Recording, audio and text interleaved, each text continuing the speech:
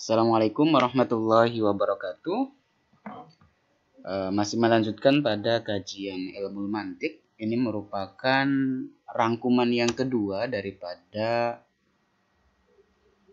rangkuman yang kemarin mengenai kitab Muqaddimah fi Ilmil Mantik, karya daripada Dr. Naif bin Nahar. Ilmu mantik ngaji bareng Kang Amin Hafidin. Jadi kalau misal kemarin kita sudah membahas ya, ada beberapa pembahasan. Kemarin kita sudah membahas qadaya haulal mantik, yaitu perihal ya, seputar mantik. Di sini apa yang dimaksud dengan ilmu mantik? Mimma yatakawwanu ilmu mantik, komponen daripada ilmu mantik. Apa aja sih tema yang akan dikaji dalam ilmu mantik? Nah, di sini nggak jauh-jauh, yaitu ada dua pembahasan, yaitu tasawwurat dan tasdiqat ya. Jadi komponen daripada ilmu mantik itu ada dua subtema besar dalam pembahasannya, yaitu pembahasan pertama tentang tasawwurat, yang kedua yaitu tentang tasdiqat ya. Kemudian ma'ahamiyatu ilmu mantik, apa sih faidah ya dengan kita mempelajari ilmu logika. Nah, di sini nanti kita akan bisa memahami gimana caranya membuat definisi tentang sesuatu gitu loh. Langit itu apa? Perempuan itu apa? Nah, jadi dengan kita mempelajari ilmu mantik, kita akan mampu yaitu membuat definisi tentang sesuatu ya. Kemudian di muqaddimah juga nanti sudah dibahas apakah dengan logika menjadikan berpikir kita benar. Nah, kemarin kita sudah menyinggung gitu. Dengan kita mempelajari ilmu mantik bukan menjadikan pola berpikir kita benar, melainkan dengan kita memahami ilmu mantik menjadikan langkah berpikir kita benar gitu. Jadi sebagai alat untuk menuntun kita gimana caranya berpikir itu benar gitu. Kayak gitu. Nah, kemudian apakah Islam sendiri mengharamkan ilmu mantik? Nah, kemarin kita sudah bahas semua ini. Monggo teman-teman dicek kembali ya. Nah, kemudian kita masuk ke fasal awal. Jadi di dalam kitab Muqaddimah fi Ilmil Mantik ini ada 3 fasal.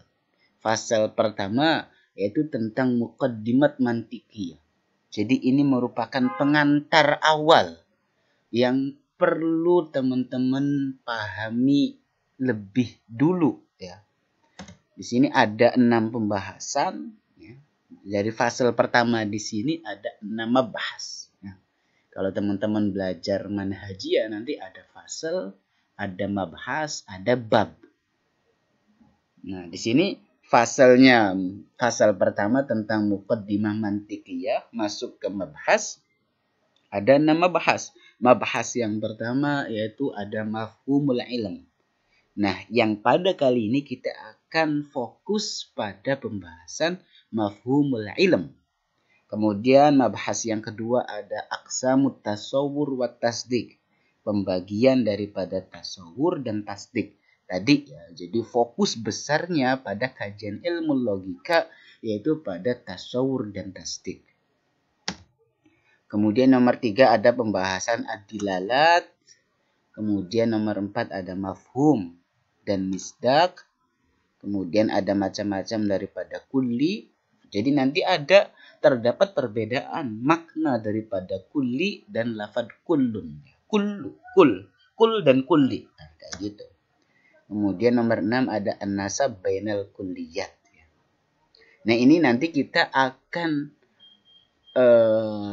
ringkas ya. Misal pada kali ini kita akan membahas hanya sebatas mafhumul ilm. Kemudian besok kita akan membahas tentang aqsamut tasawur wa tasdik.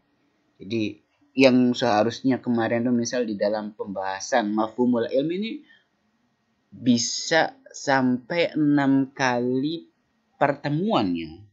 Monggo teman-teman ada pembahasan secara rincinya, tapi ini hanya sebatas rangkuman aja. Khulasoh, apa sih, ringkasan saja. Tapi kita jadikan satu pertemuan. Nah, kayak gitu. Sekarang kita masuk kepada pembahasan mafhumul ilm. Nah, jadi nanti saya langsung tampilkan 2 saja. Jadi nanti ilm sendiri, makna daripada ilm sendiri itu nanti terdapat perbedaan antara ulama manatiqah, ulama-ulama yang mendalami pada ilmu logika, dan ulama selain daripada manatiqah, yaitu misal fuqaha, misal mufassirun, misal ya ahlu tauhid, misal beda-beda gitu loh. Nah, di sini ilmu menurut manatiqah huwa mutlaqul idrak. Ya, jadi ilmu indal manatiqah huwa mutlaqul idrak. Jadi penemuan yang secara informasi secara mutlak gitu loh. Informasi atau maklumat idrak itu kan melihat epistemologi. Nah, kalau kata ininya idrak itu kan epistemologi. Jadi gimana sih caranya kita mendapatkan informasi itu? Nah, nanti di dalam kitab Imam Ghazali sendiri, cara kita mendapatkan informasi itu ada 3. Dengan melalui panca indera, al-his. Kemudian al-aql, ya. Kemudian yang ketiga yaitu al-khobar atau wahyu. Nah, gitu. Nah, di sini pokoknya ya'ni anna kullama tudrikuhu fi dhihnika, segala sesuatu yang kamu dapati dengan perantara dhihnika, dengan perantara akalmu, maka yusamma ilman, maka itu disebut dengan ilmu. Ya. Sawa'un kunta muta'akkidan. Ini dhananya salah ya teman-teman tulisannya kok. Baik itu kamu mendapatkan ilmunya secara yakin atau hanya sebatas dhon, prasangka, au syakkan, au mutawahhiman, maka semuanya itu disebut dengan ilmu. Ini menurut manatiqah. Segala sesuatu yang kamu dapati, yang mendapati informasi fi dhihnika, maka itu disebut ilmu. Jadi ada kabar apapun itu, baik tadi informasi itu diterima dengan hawas, diterima dengan akal, diterima dengan khobar, maka itu disebut dengan ilmu menurut manatiqah. Nah, adapun ala ilmu fi ulumil ukhar, ilmu dalam ilmu di dalam ilmu yang lain, ya, bukan manatiqah. Fahuwa al-idraku al-qati', yaitu epistemologi. Al-idrak itu kan ya informasi gitu loh, menemukan sesuatu. Al-qati' yang pasti, alladzi la yahtamilu ghairuhu, yang tidak memungkinkan yang lain, yakni laisa mutlaqul idrak. Artinya di sini informasi itu tidak mutlak. Kalau di atas mutlakul idrak, berarti selain daripada ilmu menurut manatiqah, yaitu ilmu itu tidak mutlak, ya. Tidak mutlakul idrak, melainkan a'la maratibil idrak. Jadi ada ininya gitu loh, ada marotibnya, ada levelnya. Tadi idrak itu merupakan cara kita gitu loh mendapatkan informasi gitu. Nah, kalau misal menurut manatiqah, segala informasi yang masuk yaitu disebut ilm. Tapi kalau di selain ilmu yang lain, nanti ilm itu ada marotibnya. Ya. Kita next. Nah, idrakuna lil asya laisa martabatan wahidatan wa innama lahu sittu marotib. Jadi kita mendapati ilmu, mendapati sesuatu berupa ilmu itu tidak satu level, satu tingkatan, melainkan ada 6 marotib, 6 level ya. Yang paling tinggi yaitu berupa yakin. Al-yakin la yuzalu bisyak. Apa itu al-yakin? Huwa idrakul amri ala ma huwa alaihi idrakan zaziman. Yaitu mendapati sesuatu ya, mendapati sesuatu terhadap apa yang sesuatu itu kita dapati secara penemuan yang pasti. Saya melihat di depan saya ada Zaid sedang berdiri. Keyakinan saya akan melihat Zaid itu 100%. Masilu nisbata min mi'ah ya. Jadi di 100% kalau yakin itu sama dengan gitu loh ya. Yumasil nisbatan min mi'ah persen. Kemudian ada adzon. Adzon ini simpelnya di bawah daripada al-yakin. Ihtimalur rajih. Itu kemungkinan yang diunggulkan, dimenangkan. Ayyakuna hunaka aksar ihtimalan. Adzon itu nilainya yaitu 51 sampai 99% ya. Kalau yakin 100%, kalau dzon nilainya itu sama dengan 51 sampai ke 99%. Nah, kalau syak huwa tabanni al-hayad. Jadi atas dasar netralitas ya. Haula mas'alati ma. Ya. Ada suatu masalah yang netral gitu loh. Di tengah-tengah li'adami wujudin murajjah. Karena tidak adanya yang mengunggulkan. Kita mendapatkan informasi ini syak gitu loh. Antara iya dan tidak. Nah, kita sebut dengan syak. Nah, syak di sini dia menduduki 50% ya di tengah-tengah. Nah, adapun waham huwa ihtimalul marjuh. Kemungkinan yang dikalahkan.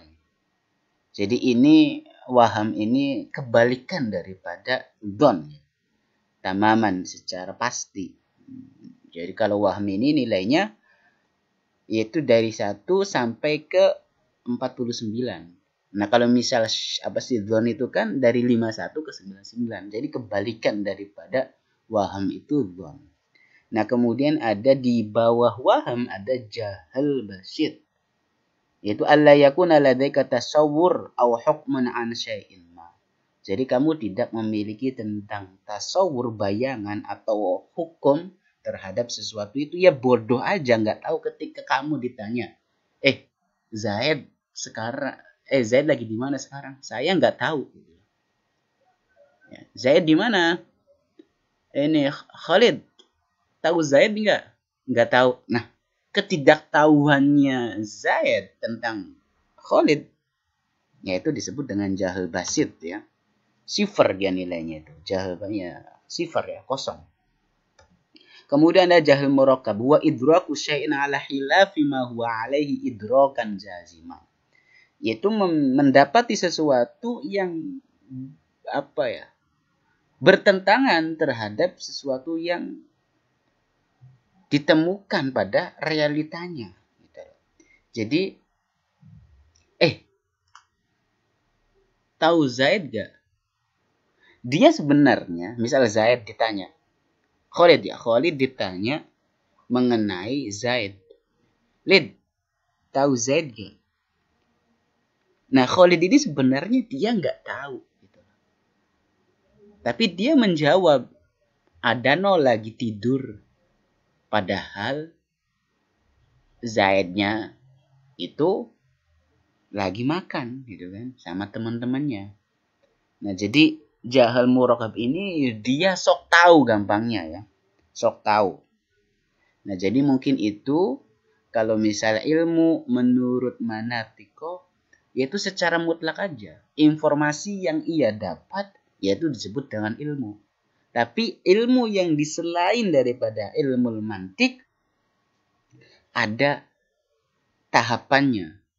Ada kapan ketika informasi itu 100%, kapan itu 50%, kapan itu. Nah, kayak gitu. Jadi ini klasifikasi ya jenis ilmu dalam ilmu mantik. Mudah-mudahan ada manfaatnya. Akhirul kalam. Wassalamualaikum warahmatullahi wabarakatuh.